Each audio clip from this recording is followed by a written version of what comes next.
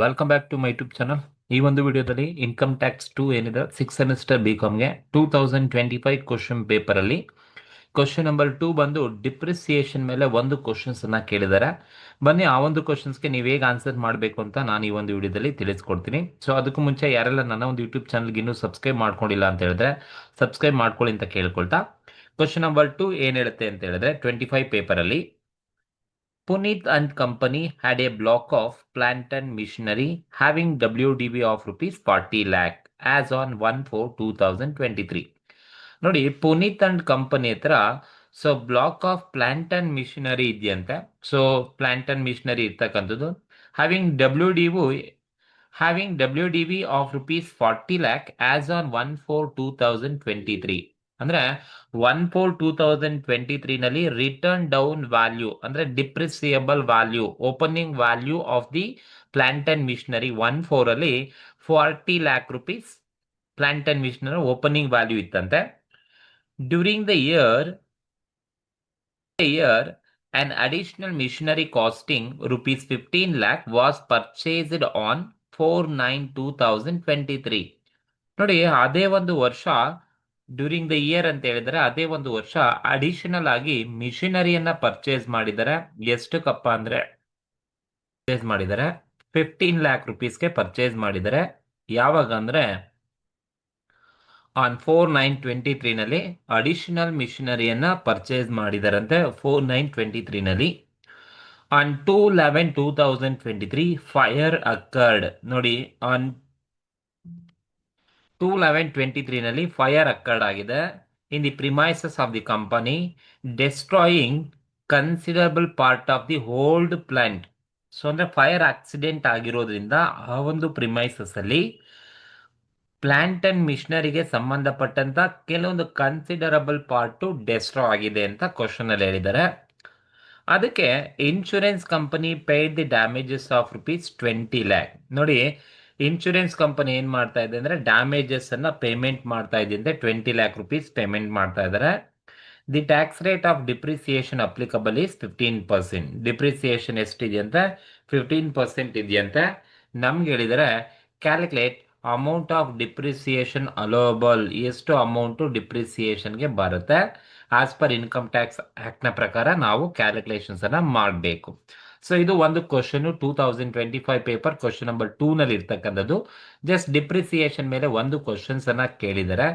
So ಈ ಒಂದು ಕ್ವಶನ್ಸ್ಗೆ ನೀವು ಯಾವ ತರ ಆನ್ಸರ್ ಮಾಡಬೇಕು, ಎಸ್ಪೆಷಲಿ ಡಿಪ್ರಿಸಿಯೇಷನ್ ಕೊಟ್ಟಾಗ ಅಂತ ಹೇಳಿದ್ರೆ ಯಾವ ತರ ನೀವು ಫಾರ್ಮೆಟ್ ಹಾಕೋಬೇಕು, ಹೇಗೆ ಆನ್ಸರ್ಸ್ ಅನ್ನ ಮಾಡಬೇಕು ಅಂತ ಹೇಳಿದ್ರೆ ಸ್ಟೆಪ್ ಬೈ ಸ್ಟೆಪ್ ನಾನು ಹೇಳೋ ಮೆಥಡ್ ಅನ್ನ ಕರೆಕ್ಟ್ ಆಗಿ ಫಾಲೋ ಮಾಡ್ಕೊಂಡು ಹೋಗಿ ನಿಮ್ಗೆ ಈಸಿಯಾಗಿ 4 ಮಾರ್ಕ್ಸ್ ಸಿಗ್ತಾ ಹೋಗುತ್ತೆ. ಅಂದ್ರೆ ನೀವು ಈ ತರ ಫಾರ್ಮ್ಯಾಟ್ ಹಾಕೊಳ್ಳಿ, calculation of amount of depreciation. So ಒಂದು ಪರ್ಟಿಕ್ಯುಲರ್ಸ್, ಇನ್ನೊಂದು ಔಟರ್ ಕಾಲಮ್, ಅಮೌಂಟ್ ಕಾಲಮ್ ಅಂತ ಹಾಕೊಳ್ಳಿ. ಸೊ ನೋಡಿ, ನೀವು ಯಾವುದೇ ಡಿಪ್ರಿಸಿಯೇಷನ್ಸ್ ಅನ್ನ ಮಾಡ್ತಾ ಇದ್ದೀರಾ ಅಂತ ಹೇಳಿದ್ರೆ ಫಸ್ಟ್ ನೀವು ಏನ್ ತಗೋಬೇಕಪ್ಪ ಅಂದ್ರೆ ರಿಟರ್ನ್ ಡೌನ್ ವ್ಯಾಲ್ಯೂ ಅಥವಾ ಓಪನಿಂಗ್ ವ್ಯಾಲ್ಯೂನ ತಗೋಬೇಕಾಗುತ್ತೆ. ಸೊ ಇಲ್ಲಿ ಕೊಟ್ಟಿದ್ದಾರೆ ನೋಡಿ, Puneeth and company had a block. ಅವನ ಹತ್ರ ಮಿಷಿನರಿ, ಪ್ಲಾಂಟ್ ಅಂಡ್ ಮಿಷಿನರಿ ಇದೆಯಂತೆ. WDV of rupees 40 lakh as on 1/4/23 ನಲ್ಲಿ ಅವ್ರ ಹತ್ರ ಓಪನಿಂಗ್ ವ್ಯಾಲ್ಯೂ 40 lakh ಇದೆ ಅಂತ ಹೇಳಿದ್ದಾರೆ. ಸೊ ಹಾಗಾಗಿ ನೀವು ಫಸ್ಟ್ ತಗೋಬೇಕಾದ್ರೆ WDV ಅಂದ್ರೆ written down value of plant and machinery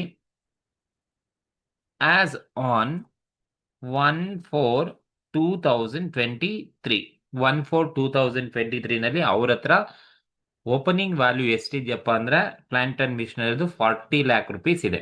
first ನೀವು ಯಾವಾಗಲೂ ಓಪನಿಂಗ್ ವ್ಯಾಲ್ಯೂನೇ ತಗೋಬೇಕು. Written down value as on 1/4/23 ನಲ್ಲಿ ಏನಿದೆ ಅದನ್ನ ತಗೋಬೇಕಾಗತ್ತೆ. ಈ ಓಪನಿಂಗ್ ವ್ಯಾಲ್ಯೂಗೆ ನೀವೇನ್ ಮಾಡಬೇಕು ಅಂದ್ರೆ ಏನ್ ಆಡ್ ಮಾಡ್ಬೇಕಪ್ಪ ಅಂದ್ರೆ any purchases during the year, ಆ ವರ್ಷ ಏನಾದ್ರೂ ಪರ್ಚೇಸ್ ಮಾಡಿದ್ರೆ ನೀವು ಆಡ್ ಮಾಡಬೇಕು. ಸೊ ನೋಡಿ, ಅಲ್ಲಿ ಓಪನಿಂಗ್ ವ್ಯಾಲ್ಯೂ ಕೊಟ್ಟಾದ್ಮೇಲೆ ಅಲ್ಲಿ ಹೇಳಿದ್ದಾರೆ ಡ್ಯೂರಿಂಗ್ ದ ಇಯರ್ ಅಂದ್ರೆ ಅದೇ ವರ್ಷ additional machinery costing rupees 15 lakh was purchase ಅಂತ ಹೇಳಿದ್ದಾರೆ. ಅಂದ್ರೆ ಅಡಿಷನಲ್ ಆಗಿ ಅದೇ ವರ್ಷ 15 ಲಕ್ಷದ ಮಿಷನರಿನ ಪರ್ಚೇಸ್ ಮಾಡ್ತಾ ಇದ್ದೀನಿ ಅಂತ ಹೇಳಿದ್ದಾರೆ.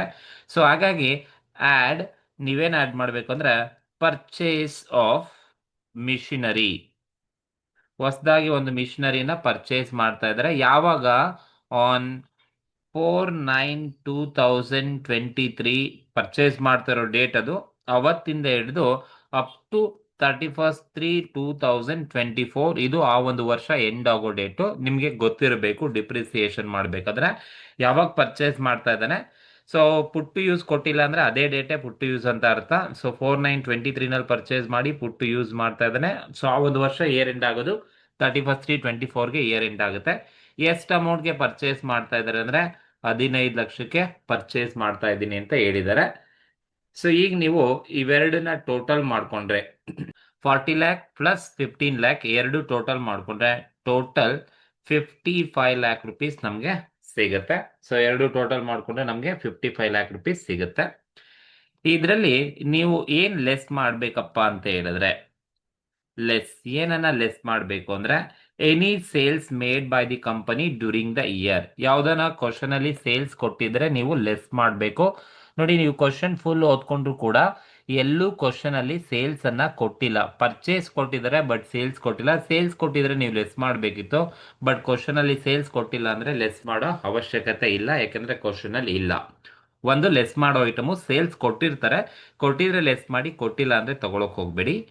ಇನ್ನೊಂದು ನೀವೇನ್ ಲೆಸ್ ಮಾಡ್ಬೇಕಪ್ಪ ಅಂತ ಹೇಳಿದ್ರೆ, ಈ ಒಂದು ಕ್ವಶನ್ ಅಲ್ಲಿ ಯೂಶುವಲ್ ಆಗಿ ಸೇಲ್ಸ್ ಅನ್ನ ಕೊಡ್ತಾರೆ, ಸೇಲ್ಸ್ ಕೊಟ್ಟಿಲ್ಲ ಅಂತ ಹೇಳಿದ್ರೆ ನೀವು ಲೆಸ್ ಮಾಡಕ್ ಹೋಗ್ಬೇಡಿ, ನೀಲ್ ತಗೊಳ್ಳಿ. ಆ ಸೇಲ್ಸ್ ಆದ್ಮೇಲೆ ಇನ್ನೊಂದು ಯಾವ್ದು ಲೆಸ್ ಮಾಡಬೇಕು ಅಂದ್ರೆ ನೋಡಿ, ಆ ಒಂದು ಕಂಪನಿಯಲ್ಲಿ ಫೈರ್ ಅಕ್ಕರ್ಡ್ ಆಗಿದೆ, ಫೈರ್ ಆಕ್ಸಿಡೆಂಟ್ ಆಗಿದೆ, ಆ ಫೈರ್ ಆಕ್ಸಿಡೆಂಟ್ ಇಂದ considerable part of the old plant and machinery destroy ಆಗಿದೆ ಅಂತ ಹೇಳಿದ್ದಾರೆ. ಸೊ ಫೈರ್ ಆಕ್ಸಿಡೆಂಟ್ ಆಗಿಂದ ಪ್ಲಾಂಟ್ ಅಂಡ್ ಮಿಷನರಿ ಡೆಸ್ಟ್ರಾಯ್ ಆಗಿದೆ. ಆ ಡೆಸ್ಟ್ರಾಯ್ ಆಗಿರೋದಕ್ಕೆ company, insurance company paid the damages. ನೋಡಿ, ಇನ್ಶೂರೆನ್ಸ್ ಕಂಪನಿ ಏನು ಫೈರ್ ಆಕ್ಸಿಡೆಂಟ್ ಆಗಿದೆಯಲ್ಲ, ಆ ಫೈರ್ ಆಕ್ಸಿಡೆಂಟ್ ಆಗಿರೋದಕ್ಕೆ ಇನ್ಶೂರೆನ್ಸ್ ಕಂಪನಿಯಿಂದ ಡ್ಯಾಮೇಜಸ್ ಅನ್ನ ರಿಸೀವ್ ಮಾಡ್ಕೊಳ್ತಾ ಇದ್ದಾರೆ. ಕಂಪನಿ ಕಾಂಪೆನ್ಸೇಷನ್ಸ್ ಅನ್ನ ಪೇಮೆಂಟ್ ಮಾಡ್ತಾರೆ, ಯಾಕಂದ್ರೆ ಎಲ್ಲಾ ಕಂಪನಿಗಳು ಇನ್ಶೂರೆನ್ಸ್ ಅನ್ನ ಮಾಡಿಸಿರ್ತವೆ, ಫೈರ್ ಇನ್ಶೂರೆನ್ಸ್ ಅನ್ನ. ಫೈರ್ ಆಕ್ಸಿಡೆಂಟ್ ಆಗಿ ಒಂದು plant and machine considerable part ಅಂದ್ರೆ ಕೆಲವೊಂದು ಭಾಗಗಳು ಡೆಸ್ಟ್ರೋ ಆಗಿರೋದ್ರಿಂದ ಆ ಒಂದು ಡೆಸ್ಟ್ರೋ ಆಗಿರೋದಕ್ಕೆ ಡ್ಯಾಮೇಜಸ್ ಅನ್ನ ಕಂಪನಿಗಳು ಇನ್ಶೂರೆನ್ಸ್ ಇಂದ ರಿಸೀವ್ ಮಾಡ್ಕೊಳ್ತಾ ಇದೆ.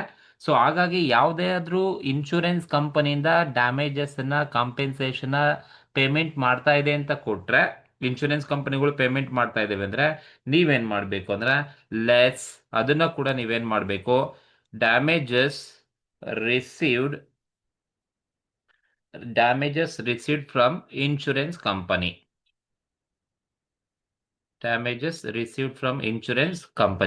ಇನ್ಶೂರೆನ್ಸ್ ಕಂಪನಿಯಿಂದ ಡ್ಯಾಮೇಜಸ್ ಅನ್ನ ರಿಸೀವ್ ಮಾಡ್ಕೊಳ್ತಾ ಇದ್ದಾರೆ.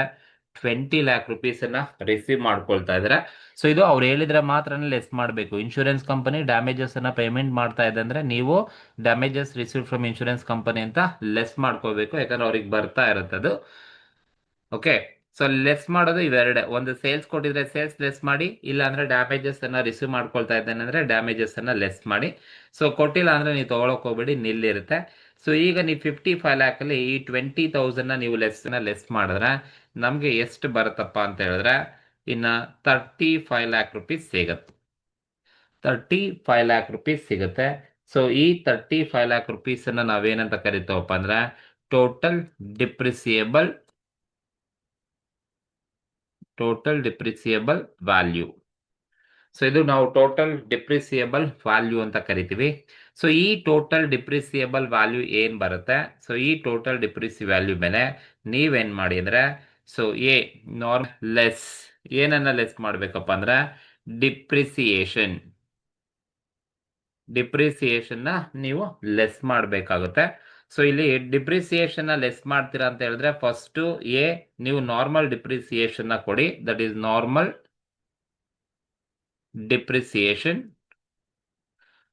ಡಿಪ್ರಿಸಿಯೇಷನ್ ಅಂದ್ರೆ ಏನಿಲ್ಲ, ನಿಮ್ಮ ಡಿಪ್ರಿಸಿಯೇಬಲ್ ವ್ಯಾಲ್ಯೂ ಎಷ್ಟಿದೆ 35 ಲ್ಯಾಕ್ ರುಪೀಸ್ ಏನಿದೆ, ಈ 35 ಲ್ಯಾಕ್ ರುಪೀಸ್ ಮೇಲೆ ನೀವು ಡಿಪ್ರಿಸಿಯೇಷನ್ ಎಷ್ಟು ಅಪ್ಲಿಕಬಲ್ ಆಗುತ್ತೆ ಅಂತ ಹೇಳ್ಕೊಟ್ಟಿದ್ದಾರೆ, 15% ಅಂತ ಕ್ವಶನ್ ಅಲ್ಲಿ ಕೊಟ್ಟಿದ್ದಾರೆ. ಸೊ ಹಾಗಾಗಿ 35 ಲ್ಯಾಕ್ ರುಪೀಸ್ ಮೇಲೆ 15% ನೀವು ಡಿಪ್ರಿಸಿಯೇಷನ್ ಕೊಡಬೇಕು. ಇದು ನಾರ್ಮಲ್ ಡಿಪ್ರಿಸಿಯೇಷನ್. 35 ಲ್ಯಾಕ್ ರುಪೀಸ್ ಏನಿದೆ ಇದ್ರ ಮೇಲೆ 15% ನೀವು ನಾರ್ಮಲ್ ಡಿಪ್ರಿಸಿಯೇಷನ್ ಕೊಡಿ. ಸೊ 5,25,000 ಬರುತ್ತೆ, that is 5,25,000. So inner column ಅಲ್ಲೇ ಬರ್ಕೊಂಡಿರ್ತೀನಿ 5,25,000. ಇದು ನಾರ್ಮಲ್ ಡಿಪ್ರಿಸಿಯೇಷನ್. ಇನ್ನೊಂದು ನೀವೇನ್ ಕೊಡ್ಬೇಕಪ್ಪ ಅಂದ್ರೆ ಅಡಿಷನಲ್ ಡಿಪ್ರಿಸಿಯೇಷನ್ ಕೊಡಬೇಕು. Additional depreciation. ನೋಡಿ, ಅಡಿಷನಲ್ ಡಿಪ್ರಿಸಿಯೇಷನ್ ಯಾವ್ದಕ್ಕೆ ಕೊಡೋದಪ್ಪ ಅಂದ್ರೆ ಪ್ಲಾಂಟ್ ಅಂಡ್ ಮಿಷನರಿಗೆ ಮಾತ್ರನೇ ಅಡಿಷನಲ್ ಡಿಪ್ರಿಸಿಯೇಷನ್ ಕೊಡೋದು. ಯಾವ ಅಮೌಂಟ್ಗೆ ಅಡಿಷನಲ್ ಡಿಪ್ರಿಸಿಯೇಷನ್ ಕೊಡ್ತೀವಿ ಅಂತ ಹೇಳಿದ್ರೆ, purchase of new plant and missionary. ಇಲ್ಲಿ ಕೊಟ್ಟಿದಾರಲ್ವಾ, ಹೊಸದಾಗಿ ಪ್ಲಾಂಟ್ ಅಂಡ್ ಮಿಷನರಿನ ಪರ್ಚೇಸ್ ಮಾಡ್ತಾ ಇದ್ದೀನಿ ಅಂತ ಏನ್ ಹೇಳಿದರೆ, ಅದಕ್ಕೆ ಮಾತ್ರನೇ ನಾವು ಅಡಿಷನಲ್ ಡಿಪ್ರಿಸಿಯೇಷನ್ಸ್ ನ ಕೊಡ್ತಕ್ಕಂಥದ್ದು. ಸೊ ಇಲ್ಲಿ ಅಡಿಷನಲ್ ಡಿಪ್ರಿಸಿಯೇಷನ್ ಕ್ವಶನ್ ಅಲ್ಲಿ ಎಲ್ಲೂ ಕೊಟ್ಟಿರೋಲ್ಲ, ನಿಮಗೆ ಗೊತ್ತಿರಬೇಕು. If the new if the new machine purchased and put to use more than 180 days, ಹೊಸದಾಗಿ ಪರ್ಚೇಸ್ ಮಾಡಿರೋ ಮಿಷನರಿ ಮೋರ್ ದ್ಯಾನ್ 180 ಡೇಸ್ ಇದ್ರೆ 20% ಅಡಿಷನಲ್ ಡಿಪ್ರಿಸಿಯೇಷನ್ ಕೊಡಬೇಕು. ಲೆಸ್ ದ್ಯಾನ್ 180 ಡೇಸ್ ಇದ್ರೆ ನೀವು ಆಫ್ ದಿ 20% ಡಿಪ್ರಿಸಿಯೇಷನ್ ಕೊಡಬೇಕಾಗತ್ತೆ. ಸೊ ನೋಡಿ, ಈಗ ಹೊಸದಾಗಿ ನಾನು ಪರ್ಚೇಸ್ ಮಾಡಿರೋ ಮಿಷನರಿಯ ವ್ಯಾಲ್ಯೂ ಎಷ್ಟಿದೆಯಪ್ಪ ಅಂದ್ರೆ 15 ಲಕ್ಷದ ಮೇಲೆನೆ ನಾವು ಡಿಪ್ರಿಸಿಯೇಷನ್ ಕೊಡೋದು. ಅದು ಅಪ್ಲಿಕಬಲ್ ಆಗೋದು ಹೊಸದಾಗಿ ಪರ್ಚೇಸ್ ಏನ್ ಮಾಡಿರ್ತೀರಲ್ವಾ ಅದಕ್ಕೆ ಮಾತ್ರನೇ ಅಪ್ಲಿಕಬಲ್ ಆಗೋದು. ಸೊ ಈಗ ಹೊಸದಾಗಿ ಪರ್ಚೇಸ್ ಮಾಡೋದು ನಾನು ಎಷ್ಟು 15 ಲಕ್ಷಕ್ಕೆ ಪರ್ಚೇಸ್ ಮಾಡೀನಿ, 15 ಲಕ್ಷಕ್ಕೆ ನಾನು ಡಿಪ್ರಿಸಿಯೇಷನ್ ಕೊಡಬೇಕು. 20% ಕೊಡಬೇಕು, 10% ಕೊಡಬೇಕು ಅನ್ನೋದು ಯಾವ್ದ್ರ ಮೇಲೆ ಡಿಪೆಂಡ್ ಆಗುತ್ತೆ ಅಂದ್ರೆ, ಸೊ ನಿಮ್ಮ ಪರ್ಚೇಸ್ ಮಾಡಿರೋ ಡೇಟ್ ಇಂದ ಹಿಡಿದು ನಿಮ್ಮ ಒಂದು ಇಯರ್ ಎಂಡ್ ಆಗೋ ಡೇಟ್ ವರೆಗೂ ಡೇಟ್ ಅನ್ನ ಕಂಪೇರ್ ಮಾಡ್ಕೊಂಡ್ರೆ ನಿಮಗೆ ಡೇಸ್ ಇದೆಯಾ, ಮೋರ್ ದೆನ್ 180 ಡೇಸ್ ಇದೆಯಾ ಅಥವಾ ಲೆಸ್ ದೆನ್ 180 ಇದೆಯಾ ನೋಡ್ಕೊಳ್ಳಿ. ಈಗ ನಾನು 49 ಅಲ್ಲಿ ಪರ್ಚೇಸ್ ಮಾಡ್ತಾ ಇದ್ದೀನಿ. 49, 10, 11, 12, 1, 2, 3 ಅಂದ್ರೆ ನನಗೆ 6-7 ಮಂತ್ಸ್ ಬಂತು. 7 ಮಂತ್ಸ್ ಆಲ್ಮೋಸ್ಟ್ ಬಂದಿದೆ ಅಂದ್ರೆ ಮೋರ್ ದ್ಯಾನ್ 200 ಡೇಸ್ ಆಯ್ತು. 9 ಇಂದ ಹಿಡಿದು 49 ಅಂತ ಹೇಳಿದ್ರೆ 9, 10, 11, 12, 1, 2, 3. ಓಕೆ, 31st 3 ಅಂತ ತಗೊಂಡು ಕೂಡ ನನಗೆ 7 ಮಂತ್ಸ್ ಆಯ್ತು. ಸೊ ಹಾಗಾಗಿ ನನಗೆ ಮೋರ್ ದ್ಯಾನ್ 200 ಡೇಸ್ ಬರ್ತಾ ಇದೆ ಅಂದ್ರೆ ಮೋರ್ ದ್ಯಾನ್ 180 ಡೇಸ್ ಇದೆ ಅಂತ ಅರ್ಥ. ಸೊ ಹಾಗಾಗಿ ಯಾವಾಗ ಮೋರ್ ದ್ಯಾನ್ 180 ಡೇಸ್ ಇದೆ, ಮೋರ್ ದ್ಯಾನ್ 180 ಡೇಸ್ ಇದೆ ಅಂತ ಬಂದಾಗ 20% depreciation additional depreciation 20% additional depreciation ಕೊಡಬೇಕು. ಸೊ ಹಾಗಾಗಿ ಈ 15 ಲ್ಯಾಕ್ ಇದಕ್ಕೆ ಮಾತ್ರನೇ ಬರೋದು. ಅದು ಹೊಸದಾಗಿ ಪರ್ಚೇಸ್ ಮಾಡೋ ವ್ಯಾಲ್ಯೂ ಏನಿದೆ ಅದ್ರ ಮೇಲೆ ನಾವು 20% ಅಡಿಷನಲ್ ಡಿಪ್ರಿಸಿಯೇಷನ್ ಕೊಡಬೇಕಾಗುತ್ತೆ. ಸೊ ಈ ಒಂದು 15 ಲಕ್ಷದ ಮೇಲೆ 20% ನೀವು ಡಿಪ್ರಿಸಿಯೇಷನ್ ಮಾಡಿದ್ರೆ ಎಷ್ಟು ಬರುತ್ತಪ್ಪ ಅಂತ ಹೇಳಿದ್ರೆ 3 ಲ್ಯಾಕ್ ರುಪೀಸ್ ನಮಗೆ ಅಡಿಷನಲ್ ಡಿಪ್ರಿಸಿಯೇಷನ್ ಸಿಗುತ್ತೆ. 3 ಲ್ಯಾಕ್ ರುಪೀಸ್ ಅಡಿಷನಲ್ ಡಿಪ್ರಿಸಿಯೇಷನ್. ಈಗ ಇವೆರಡು ಡಿಪ್ರಿಸಿಯೇಷನ್ ಟೋಟಲ್ ಮಾಡಿ. ಸೊ ಒಂದು 5,25,000 ಇರ್ತಕ್ಕಂಥ ಡಿಪ್ರಿಸಿಯೇಷನ್ ಪ್ಲಸ್ 3 ಲ್ಯಾಕ್ ರುಪೀಸ್ ಇರ್ತಕ್ಕಂಥ ಡಿಪ್ರಿಸಿಯೇಷನ್ ಏನಿದೆ, ಸೊ ಇವೆರಡು ಟೋಟಲ್ ಮಾಡಿದ್ರೆ ನಮಗೆ ಟೋಟಲ್ ಬಂದು 8,25,000 ಡಿಪ್ರಿಸಿಯೇಷನ್ ಬರುತ್ತೆ. ಸೊ ಇದನ್ನ ಔಟರ್ ಕಾಲಮ್ ಅಲ್ಲಿ ಹಾಕೊಳ್ಳಿ. ಸೊ 8,25,000 ಡಿಪ್ರಿಸಿಯೇಷನ್ ಬರುತ್ತೆ. ಸೊ ಈಗ ನೀವು total depreciable value 35 lac rupees ಅಲ್ಲಿ ಮೈನಸ್ 8,25,000 ಅನ್ನ ಲೆಸ್ ಮಾಡಿದ್ರೆ ನಿಮ್ಗೆ ಎಷ್ಟು ಬರುತ್ತಪ್ಪ ಅಂತ ಹೇಳಿದ್ರೆ 26,75,000 ರುಪೀಸ್ ನಮ್ಗೆ ಏನ್ ಬರುತ್ತೆ.